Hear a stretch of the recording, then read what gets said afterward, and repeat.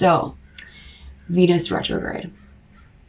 When she is retrograde, it's not the most ideal time to make those vows, to get married, to get a new title, or that new name could be boyfriend, girlfriend, or fiance, or husband, wife. Those new romantic changes, if those happen while Venus is retrograde, all that you need to know is that at some point in time, those titles are going to change.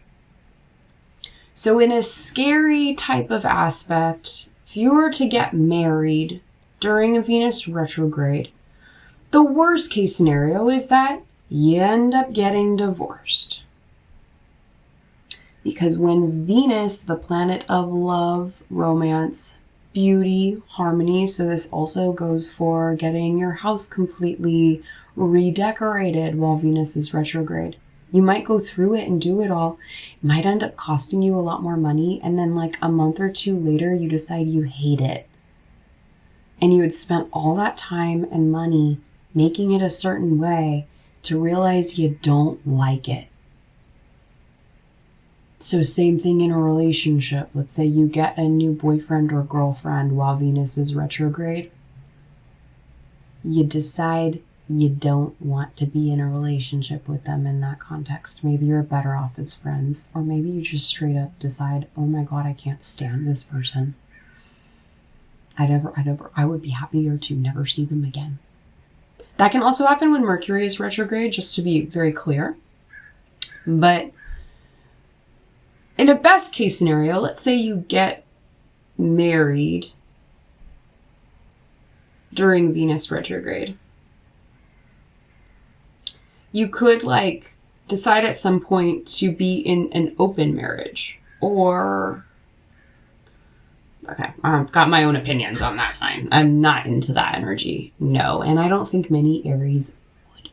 You'd have to have some really strong Aquarius placements, I believe, for that to be cool. Or like some watery placements, or Gemini, or I don't know. Aries wants to be number one. So you're not going to, right? Like maybe that's what happens. You end up in a relationship while Venus retrograde, you make those vows or that commitment or that verbal, yes, you're my boyfriend now. Yes, you're my girlfriend now. And then that person, period of time later, not like the end of your life later, not that kind of change. Like you think you're going to be with this person, you make a commitment, and then they're like, kind of want to open up this relationship. And you're like, oh, hell no. And they're like, well, I think like then we need to break. Like, see, it's not advised while Venus is retrograde. She only goes retrograde for that 6-week period every year and a half. So our last one was through the sign of Leo. Maybe it was in Virgo and moved into Leo. I think it was at like 22 degrees Leo. I have a funky, freaky, weird memory.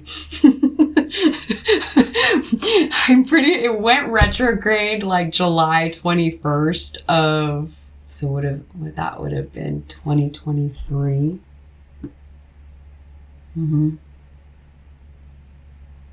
For 6 weeks. So through the end of August, I think it went back direct on August 30th of 2023. Or September 3rd or something like that. I have a really weird, cool memory like that. I love my memory. I'm so grateful for my memory. And then the previous one started, I believe, December 21st, 2021, and went direct again in the beginning of February of 2022. So also look at patterns that happen at those times in your life. I did not expect to talk so much about Venus retrograde. So many of you might have Aries and Venus as well. You might have Mercury and Venus. I have Sun, Mercury, Venus, Pholus, Pallas Athena, other things as well, all in Aries. Very, very strong Aries placement in my chart. And so you might also have these things. It's a lot of Aries energy. I apologize if I'm going off on a really long tangent here about Venus retrograde, but it seems to be important at the moment to be talking about, especially since it will be going through our home sign. So look and see which house this is moving through in your chart, which house Aries occupies, which houses Aries occupies. And look at your chart and see if you also have Mercury and Venus and other things in Aries. It just means that you would feel this as truth more than others. The thing where I went, yes, I love this message, Spirit, is because I said something about 4 years ago. I don't know where that came in, but let's say that there's someone from your past. Maybe you guys tried to date, or maybe you were just friends, but there was always like the potential of something to grow in a romantic sense. And maybe you've recently reconnected, and it could just be as friends, because that would be the energy that you would kind of left it on.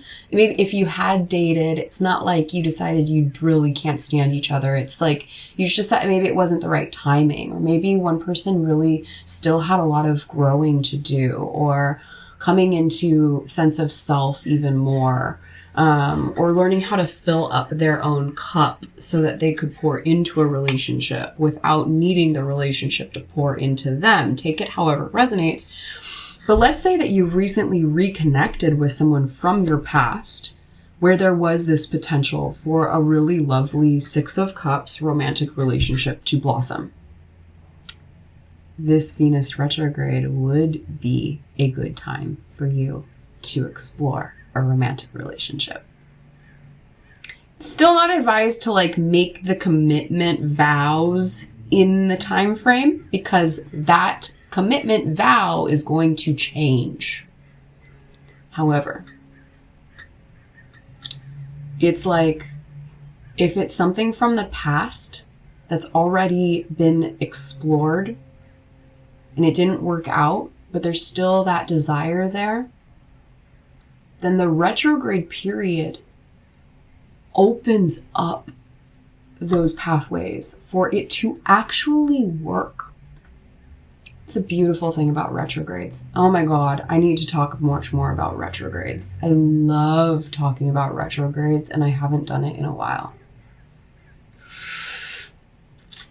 Take it as it resonates. I really hope that helps. I'm going to leave you guys here with all of those messages. This is a lengthy video. I'm just so grateful for you guys. We have a ton of Aries collective tuning into this channel. And as of the past few days, we also have a ton of Leo energy tuning into this channel. So I am loving the fire energy.